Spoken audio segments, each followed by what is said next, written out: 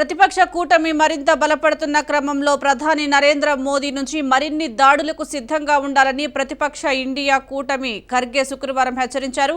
28 పార్టీలకు చెందిన 60 మందికి పైగా నాయకులు పాల్గొన్న ఇండియా కూటమి రెండో సమావేశంలో ప్రారంభోపన్యాసం చేస్తూ ఖర్గే ఈ వ్యాఖ్యలు చేశారు.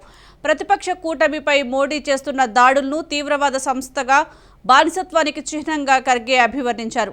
పాట్నాలో జరిగిన మొదటి సమావేశం, బెంగళూరులో జరిగిన రెండవ సమావేశం విజయవంతం కావడంతో ప్రధాని నరేంద్ర మోదీ తదనంతరం చేసిన ప్రసంగాలతో ఇండియా కూటమిపై దాడి చేయడమే గాక మన దేశం పేరును తీవ్రవాద సంస్థగా, బానిసత్వానికి చిహ్నంగా పోల్చారని ఖర్గే అన్నారు. కేంద్రంలో ఈ ప్రభుత్వం ప్రతీకార రాజకీయాలకు పాల్పడుతున్న కారణంగా రానున్న నెలల్లో మరిన్ని దాడులకు, అరెస్టులకు సిద్ధంగా ఉండాలని ఆయన కూటమిని హెచ్చరించారు.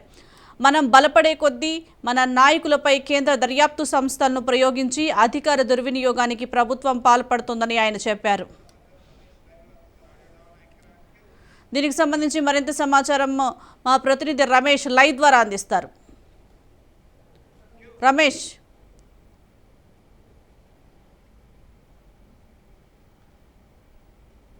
అలయన్స్ ఇంక్లూజివ్ అలయన్స్ ఇండియా కూటమి 2 రోజుల సమావేశము ముంబైలో జరిగింది. ముంబైలోని ఓ ప్రైవేట్ హోటల్లో జరిగింది. నిన్న ఈరోజు కూడా 2 రోజుల పాటు సమావేశం పూర్తయింది. ఈ నేపథ్యంలో కాంగ్రెస్ నాయకత్వంలో 28 పార్టీలకు సంబంధించినటువంటి దేశవ్యాప్తంగా ఉన్నటువంటి 28 పార్టీలకు సంబంధించి 63 మంది రిప్రజెంటేటివ్లు కూడా ఈ సమావేశంలో పాల్గొన్నారు.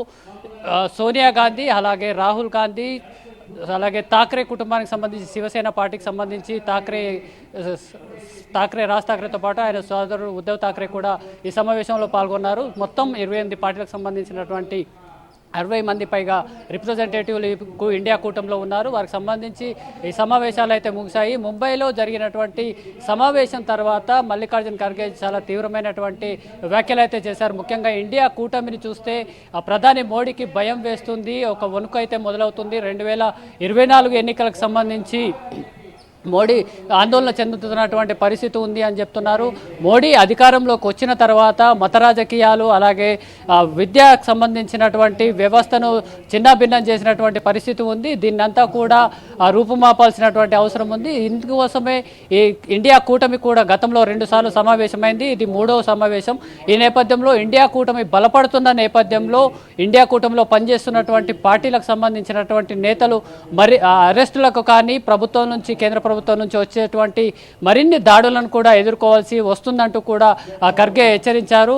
ముఖ్యంగా మోడీ అధికారంలోకి చేపట్టిన తర్వాత సిబిఐ కానీ, ఈడీ కానీ, ఇతర రకాలైనటువంటి కేంద్ర దర్యాప్తు సంస్థలు ఏవైతే ఉన్నాయో వాటికి ఉండాల్సినటువంటి స్వయం ప్రతిపత్తి ఏదైతే ఉందో దాన్ని కోల్పోయి కేవలం బీజేపీ నేతృత్వంలో పనిచేసేటువంటి ఏజెన్సీలుగా లేదా అనుబంధ సంస్థలుగా పనిచేసినటువంటి పరిస్థితికి తీసుకొచ్చారు. దీన్నంతా మార్పు చేయాలి అంటే కూడా కేవలం ఇండియా కూటమితోటే సాధ్యమవుతుందంటూ కూడా ఖర్గే చెప్తున్నారు. దాంతోపాటు unite to India and India to win అనే నినాదంతో ఇండియాను కలుపుదాం, అలాగే ఇండియా జయిస్తుంది అనే నినాదంతో ఇండియా కూటమి ముందుకు వెళ్తుందంటూ కూడా ఖర్గే వ్యాఖ్యలు చేస్తున్నారు. ఇండియా కూటమి అనేది ప్రధానంగా ఎన్డీఏ ప్రతిపక్షంగా ఎన్డీఏ కూటమికి సంబంధించి వ్యతిరేకంగా పనిచేస్తుంది. బీజేపీ నేతృత్వంలో కానీ, మోడీ నేతృత్వంలో కానీ కేంద్ర ప్రభుత్వ సంస్థలు, స్వయం ప్రతిపత్త సంస్థలన్నీ కూడా ధ్వంసమైనటువంటి పరిస్థితి ప్రస్తుతం మనం చూస్తున్నాం. ముఖ్యంగా విద్యారంగ వ్యవస్థను కూడా ధ్వంసం చేశారు అనే వ్యాఖ్యలు కూడా ఖర్గే చేశారు. ఈ నేపథ్యంలో మోడీకి వ్యతిరేకంగా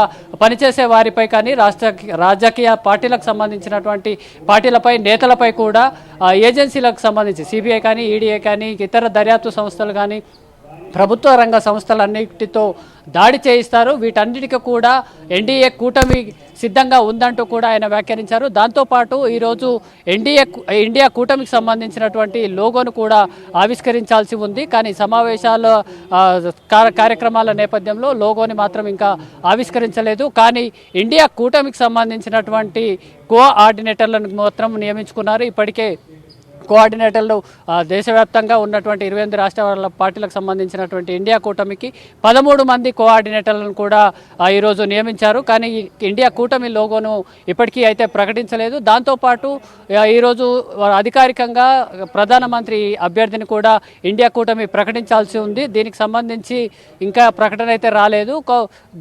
సమావేశాలకు సంబంధించి సోనియా గాంధీ, రాహుల్ గాంధీ, అలాగే ఇతర పార్టీలు, శివసేన పార్టీలకు సంబంధించినటువంటి నేతలతో పాటు 28 పార్టీల నేతలు కూడా హాజరయ్యారు. కానీ అధికారికంగా లోగో ఆవిష్కరణ కానీ దాంతోపాటు ప్రధానమంత్రిని అధికారికంగా ప్రకటించే కార్యక్రమాన్ని అయితే ఇండియా చేపట్టలేదు. కానీ ఇంకా ఇండియా కూటమిలో ఉన్నటువంటి ఇతర పార్టీలని సమన్వయపరచుకోవాల్సినటువంటి అవసరం అయితే ఉన్నట్టుగా ఈ సమావేశాల అనంతరం తెలుస్తుంది. ముఖ్యంగా కపిల్ సిబల్కి సంబంధించినటువంటి కుటుంబ సభ్యులు కొంతమంది సమావేశంలో ఇంటర్ఫియర్ అయినట్టుగా కూడా మనకు తెలుస్తుంది. సో ఇదంతా కూడా ఇతర పార్టీల నుంచి అబ్జెక్షన్స్ వచ్చిన నేపథ్యంలో ఈ వాయిదా కార్యక్రమాన్ని వేసినట్టుగా కూడా మనకు సమాచారం అందుతుంది. ఏది ఏమైనప్పటికీ ఇండియా కూటమి 2024 ఎన్నికల లక్ష్యంగానే ముందుకు పోతుంది. ముఖ్యంగా బీజేపీ కానీ కేంద్ర ప్రభుత్వంలో ఉన్నటువంటి మోడీ అధికారం ఏకపక్షంగా నియంతృత్వంగా సాగుతుంది. ఈ ఎన్డీఏ కూటమిలో ఉన్నటువంటి ప్రభుత్వాన్ని గద్దెదించి ఇండియా కూటమిగా డెమోక్రటిక్ అలయన్స్ పద్ధతిలో, అలాగే డెవలప్మెంట్ ప్రోగ్రాంగా భారత్ని జోడో, అలాగే భారత్ జోడోతో పాటు భారత్ విన్ అనే జీతేగా భారత్ అనే నినాదంతో కూడా ఇండియా కూటమి ముందుకు పోతున్నట్టుగా కనిపిస్తుంది. Sujatha. Right, thank you Ramesh.